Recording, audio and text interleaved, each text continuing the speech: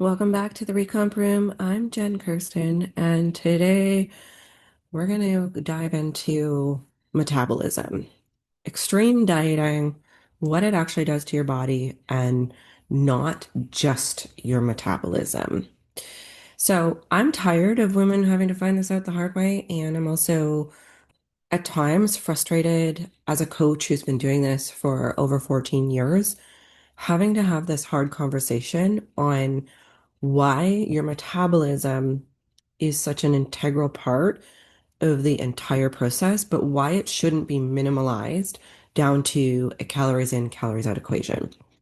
Like I said, I've been doing this for over 14 years. I've worked with some of the most challenging metabolic adaptation cases, and I'm going to talk to you about my findings from an anecdotal, but also give you some reference of why this is happening.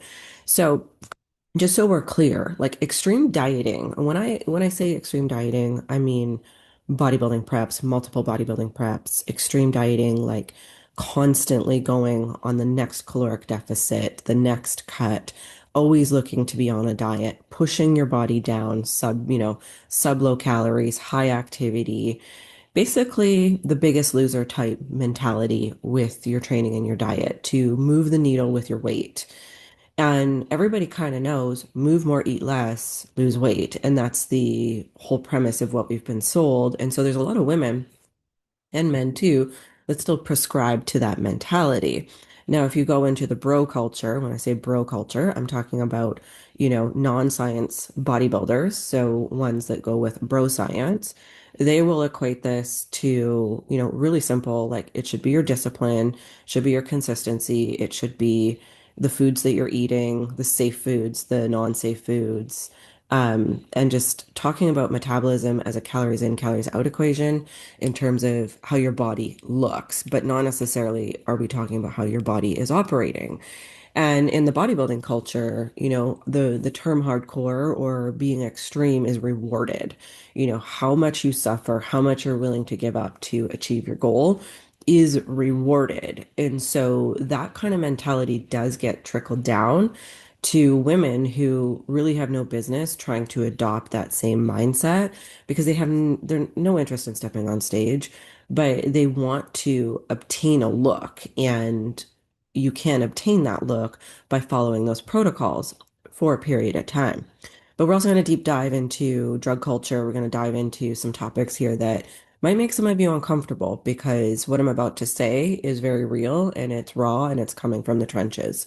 So, we're going to actually talk about the list and the list of things that go wrong and why they go wrong in this whole extreme dieting premise. Okay, whether it's multiple contest preps, whether it's one season of contest prep that just goes bad, whether it's 10 years or decades of extreme dieting over and over again with that same premise that you just need to move more, eat less, and bam, the results will show up. So, and in this, we're going to be talking about your brain, your hormones, your liver, your bile, your gut, your thyroid, because I'm kind of sick and tired of seeing this thrown out as like a vibe. It's like the new social media vibe. I'm a metabolism coach. And I've been metabolism coaching for 14 years, and I consider myself a metabolism coach, but I also feel like it goes so much deeper than that for the women that I've worked at. So let's get into it. So, what metabolic rate actually means and why, like, calories in, calories out isn't lying to you. It's just like an incomplete version of reality. And before I get into like the damage list, I need to back up because I don't think most women have actually had this explained to them properly. Everyone's heard metabolic rate. Nobody's heard what it actually is, okay? Your metabolic rate is just the total energy your body burns in a day. That's it.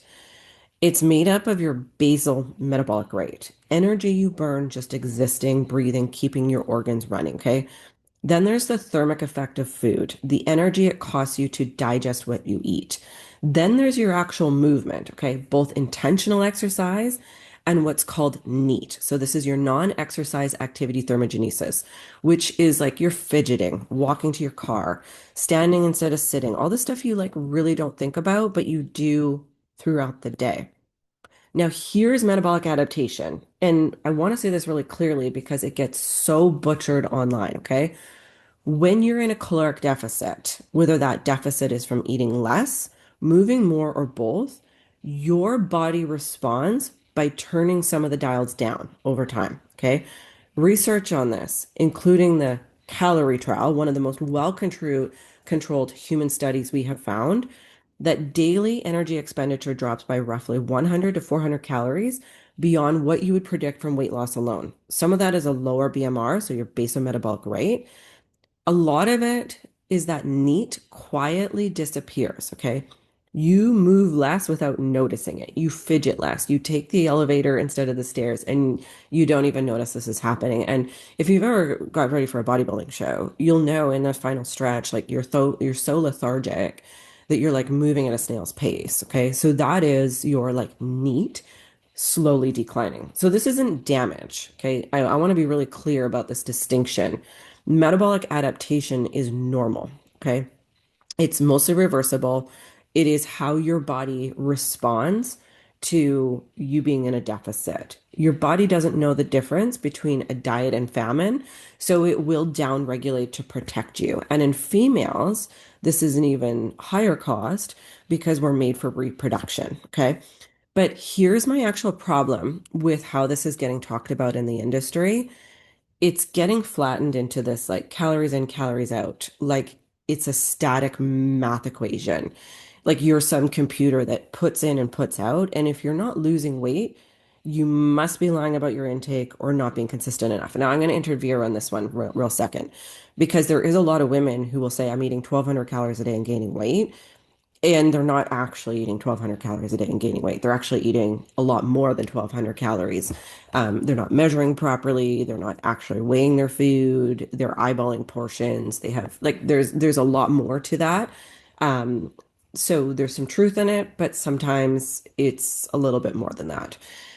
Um, or we just like get these like really like simplified aspects of this. Just manage your blood sugar, just stay consistent, like just be more disciplined. It's like this missing variable when we're getting into these extreme cases of metabolic adaptation. Now, going back to what I was saying about someone will think they're eating 1,200 calories a day and they're not eating 1,200 calories a day.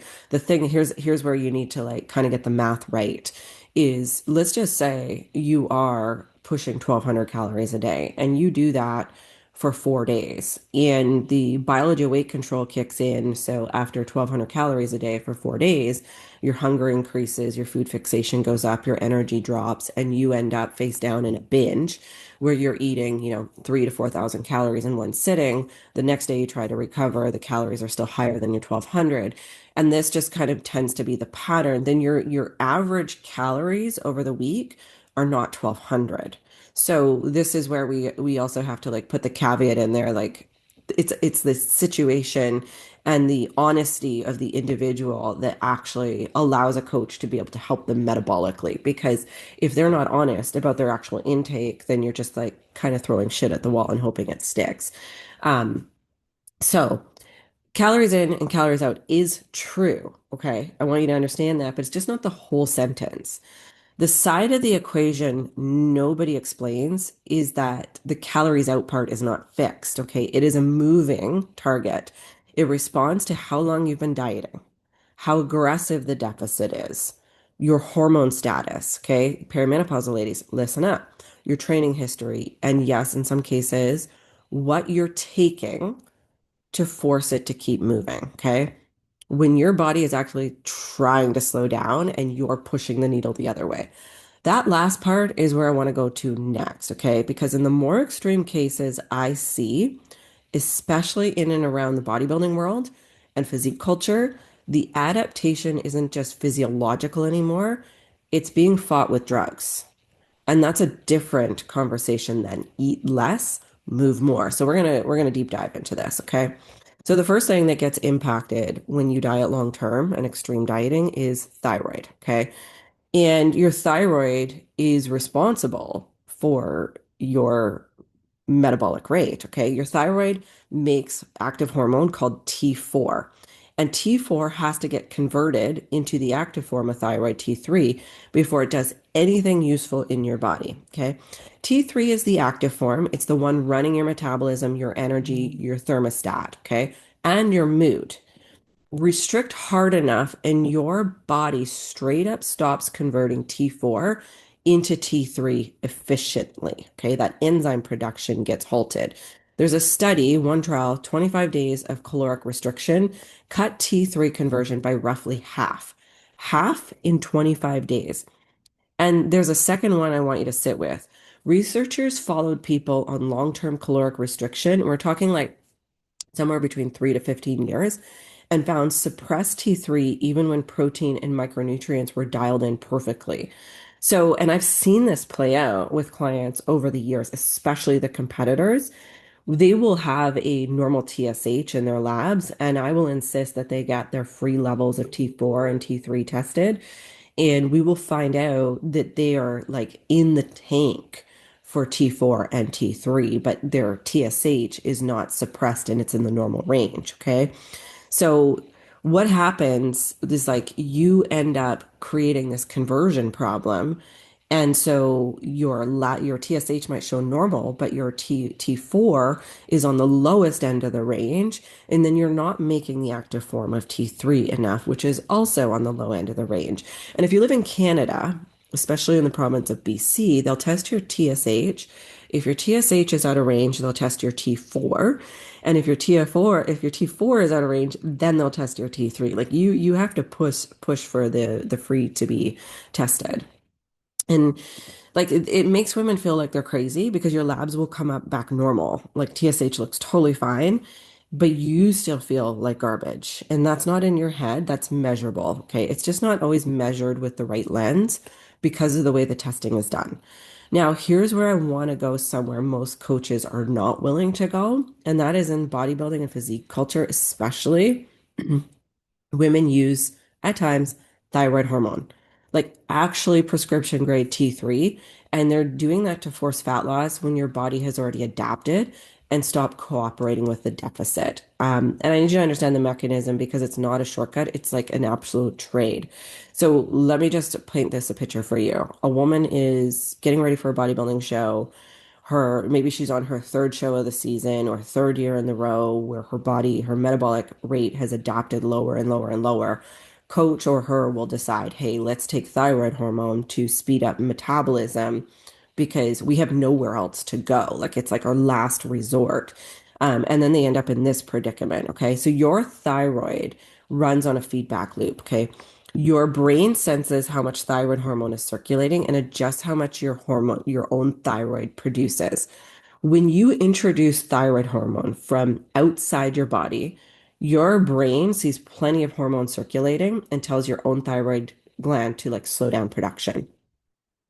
A review in the Journal of Clinical Endocrinology and Metabolism that looks specifically at thyroid hormone misuse in sports found no convincing evidence that pushing thyroid hormone above what your body needs actually improves fat loss beyond what a properly functioning thyroid already does. And it called out a lot of the claims behind this practice in bodybuilding culture as like folklore, not physiology. So you're taking on a real risk for a benefit that's potentially not even proven.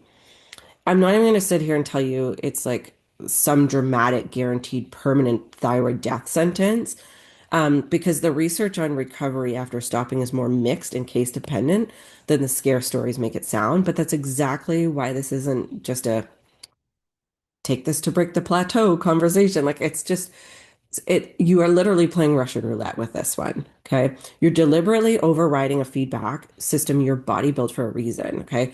Without addressing the actual root cause, which is a body that's been in a deficit for far longer than it was ever built to sustain. Okay. So let's move on to the next thing, and that is your gut, your bile, and your liver. This one like does not get enough attention. So I want you to take some notes on this one because this is like really important stuff.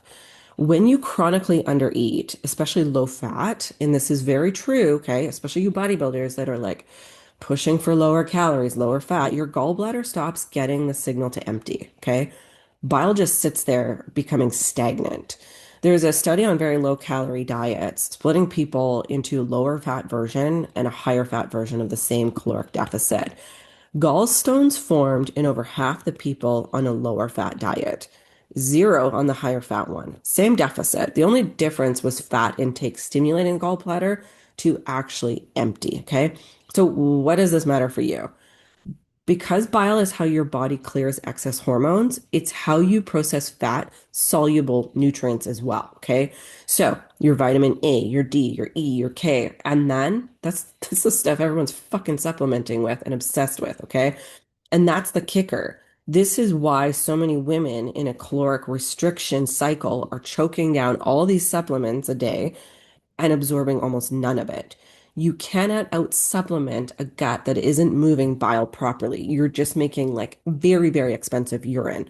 On top of that, the restriction reshapes your actual gut microbiome, the bacteria your liver depends on to help process and clear hormones and metabolic waste. Okay. So there's research showing caloric restriction alters gut microbiome diversity and at the same time reprograms the liver's own genes involved in bile acid metabolism. So it's not just like my gut feels off lately, okay? It's bile flow, your microbiome, and your liver's detox signaling all shifting at the same time, okay? That's a system in your body. That's not a symptom. It's a full system, okay? And this gets worse. Like when I look at restrictive some of these diets actually are, I see women eating the same 5 to 10 foods on repeat for months. I did it too. Okay. I did it for years. Chicken, rice, broccoli, egg whites, like protein powder, all on loop. Okay. And to be fair, it feels safe and it feels controllable. Okay. And there's nothing wrong with the foods that I just mentioned, and there's nothing wrong with eating things on repeat. But what you'll see is like decades long of women or men who literally prescribe to the good versus bad food list where they're not implementing any variety or change. And your gut microbes need variety to thrive, okay? Research out of the American Gut Project found that people eating a wider range of plant foods had meaningfully more diverse gut bacteria than people eating a narrow rotation. And that the diversity of what you eat mattered more than whether you labeled your diet vegan, keto, or anything else.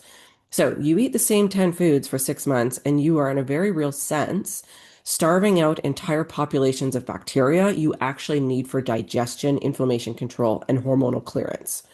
Now, let's talk about the other layer because I'd be lying to you if I acted like this was only about food, okay? In competitive bodybuilding, a lot of this gut and liver disruption is happening alongside exogenous hormone and anabolic steroid use. And this is like almost a separate conversation, but it isn't at the same time. Your liver is the primary site where your compounds get processed. And the medical literature on this is not subtle, okay? Reviews on anabolic steroid usage describe elevated liver enzymes, okay? Elevated cholesterol. That's bile flow literally grinding to a halt inside the liver itself. And in more severe documented cases, liver tumors, both benign and malignant. Oral formulations tend to carry more of this risk because of how they're processed on first pass through the liver, but the injectable forms are not risk-free either. Okay. I'm not telling you this to scare you, if this isn't your world, but because if you are a woman who's been in that culture, competing, using compounds to manage like your stage body or how you look now, like maybe you're still using now and you're not even competing because you just like the look. And now you're sitting here wondering why your gut is a disaster and your energy is on the floor. I want you to understand, like, this is part of it. You're potentially got restriction, low food variety, exogenous hormone, and a steroid load all hitting your liver and your gut at the same time. I'm sorry, but like, I hate to break this to you, but it's not just a eat clean, be disciplined, and be consistent fix. You're in like a time for a rebuild. Okay. Next, let's move on to your hormones. So, when we're in these extreme diets, you will notice your fixations go up, your obsessions go up, your stress hormone goes up. Okay. Cortisol does go up because you're stressed out. And that is your brain also playing a part, which we're going to talk about in a second. Leptin, the hormone that tells your brain you have enough energy on board, it drops, okay? There's a study showing a 31% drop in leptin after just 3 days of cutting calories by half. 3 days. So, ever go on a diet and you're doing good, and then all of a sudden things start to feel weird just a few days in? That's your leptin. Ghrelin, your hunger hormone goes up. And for women specifically, this whole cascade can downregulate the signal from your brain to your ovaries. Your periods get irregular or they disappear altogether. So this is not just stress. And I need you to understand that because it gets confused with stress. I really want you to connect back to the gut because these two things are not separate conversations. They're actually the same conversation. Chronic undereating is a stressor your body registers the same way it registers an actual threat. And that keeps cortisol elevated. Okay. We need cortisol to survive. Cortisol gets this bad rep. It is not cortisol that's the problem. It is elevated amounts of cortisol over extended periods of time. Chronically elevated cortisol weakens your gut barrier and shifts the balance of bacteria living in it. And a disrupted gut microbe can, in turn, keep activating your stress response. So you're literally creating this fucking loop. Your adrenal system and your guts are talking to each other constantly. And when one is dysregulated from chronic dieting, it drags the other one down with it. Okay. So here we're going to dive into what's going on in your brain. Okay. So now you picture this woman. Okay. Doesn't have to be you, it can be some other woman if you want. Her gut is already compromised. Her cortisol is elevated. Her gut variable is more permeable than it should be. And what's her coping strategy? A stack of pre-workouts, stimulants, and a fistful of supplements your body or her body may not have the capacity to actually break down right now. On top of it, a gut environment that's already struggling. So you got your pre-workout formulas are typically high dose caffeine stacked with other stimulants. Case reports and safety reviews on these products describe real strain on the liver and kidneys with heavy or prolonged use, GI distress, and some of that is because of the fillers and the other products that they put in to make them taste good. And in some documented cases, much more serious outcomes when stacked with intense training and other supplements on top of an already depleted system. So again, like that is an extreme example, but what I see for most part is like the pre-workouts, they just add into more of that stimulated high cortisol stress because the body's in that fight or flight from the stimulant. Okay. That's not me saying like one scoop of pre-workout is going to hurt you. It's me saying if your gut and your adrenal system are already maxed out from chronic restriction, that's not the moment to be adding a stimulant load. Okay. Your liver has to process on top of everything else. And here's the tricky part is when this is all happening and you bring that to a coach or a practitioner, a lot of the time the answer is just take probiotics. And I need to say this really clearly and very honestly. Probiotics are not a fix for a system that is fundamentally underfed, overstimulated, and hormonally out of whack. Adding bacteria to a gut that doesn't have the bile flow, the food diversity, or the nervous system regulation to support them is like reseeding the lawn. You're still spraying with weed killer, okay?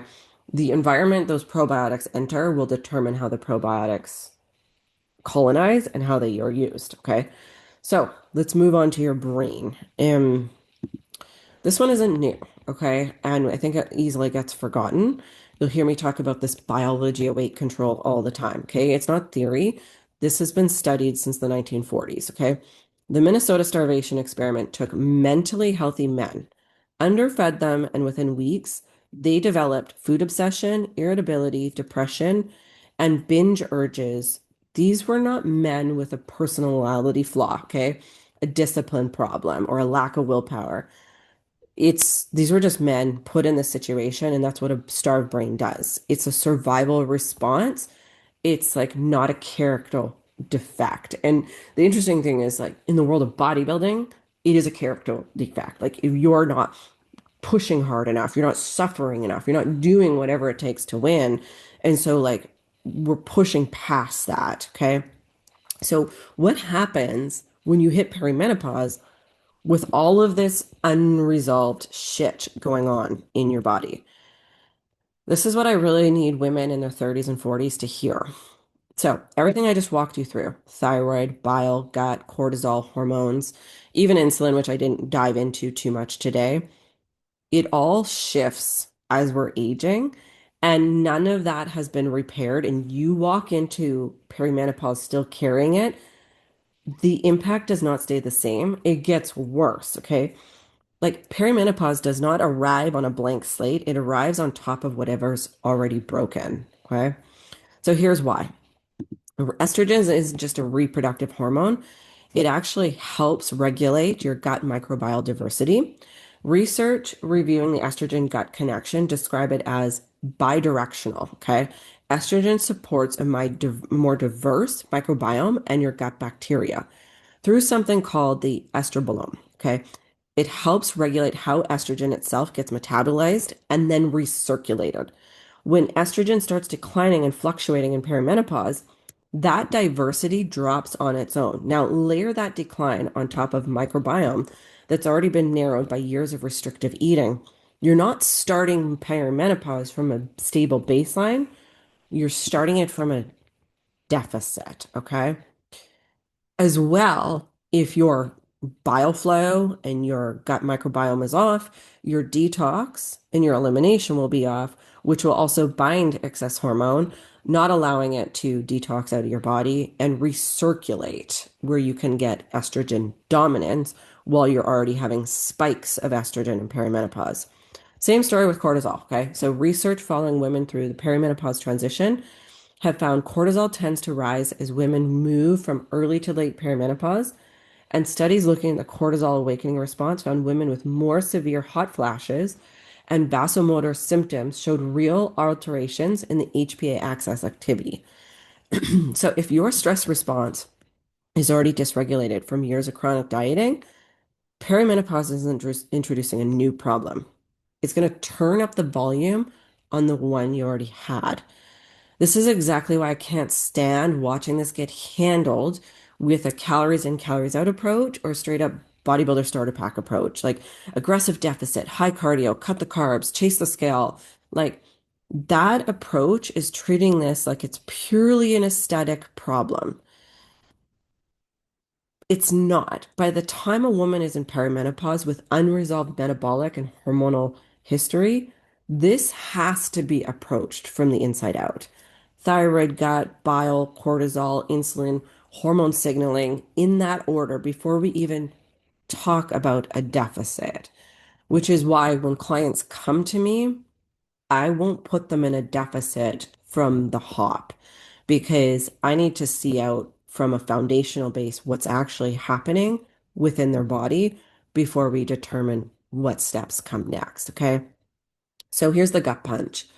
When you're 3 preps deep and you can't stop thinking about food, your period hasn't shown up for 4 months, you're bloated no matter how clean you eat, and you're doing everything on right on paper, I just want you to know, like, that wasn't a discipline problem. It was never a willpower problem. Like, we need to stop talking about it like it is one. And this is also why, like, as a former bodybuilder myself, and I coach competitors, I come at this hard because I've worked women with women who have stepped all the way on the Olympia stage that have dealt in the aftermath with these very things I'm talking about. Okay. So let's reframe this a little bit, okay? You didn't break yourself by being a weak bitch, okay? You broke yourself by doing exactly what you were told to do, okay? For a lot longer than your body was meant to do it. And the fix isn't more restriction, okay? It's not another supplement stack on top of a gut that can't even use it. The fix is rebuilding the actual systems we just walk through, okay? Thyroid conversion, bile flow, your microbiome, your hormone signaling, your brain's relationship with food. And that doesn't get talked about enough, okay? And I'm going to tell you the part that doesn't sell, okay? It's not going to sell a program in an instant because it's a long game. This takes fucking time, okay? Not weeks of patience, sometimes exuberant amounts of it, okay? Especially if this has been dysregulated for years. For some women, it's weeks. For a lot of women I work with, especially the ones who've been in this cycle the longest, it's months. Sometimes it's years. And that's not me like having a sales pitch for a slower program. That's me being like acting with integrity and being like very, very honest with you. Okay. Because I've been doing this for so long and I have far too much proof with clients to deny this aspect. Here's how you'll know it's actually working. Okay. And it has nothing to do with the scale. You will know your system is regulating when you can balance your blood sugar without a spreadsheet and can eat consistently throughout the day without white knuckling it, okay?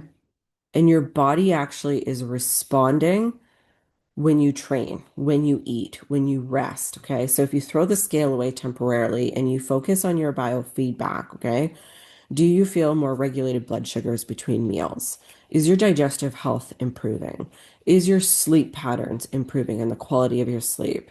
Are you eliminating daily? Like, I will see women who have such bowel issues from this extreme dieting that they have severe constipation problems, right? That's a big problem right there. You'll notice things like your energy is improving, you're getting stronger. And what stops women from, engaging in the long-term aspect of this process is that they will fixate on the scale. And if the scale's not dropping, they think something's broken because they're not paying attention to their biofeedback. One of the big signals that things are actually going in the right direction is that you stop obsessing over it. And for some women, when they've been obsessing over it for so long, that sends the alarm bells off that something's wrong because they've been in this stress response with their brain and their body for so long to be on high alert that when they're not fixating, they think something must be wrong.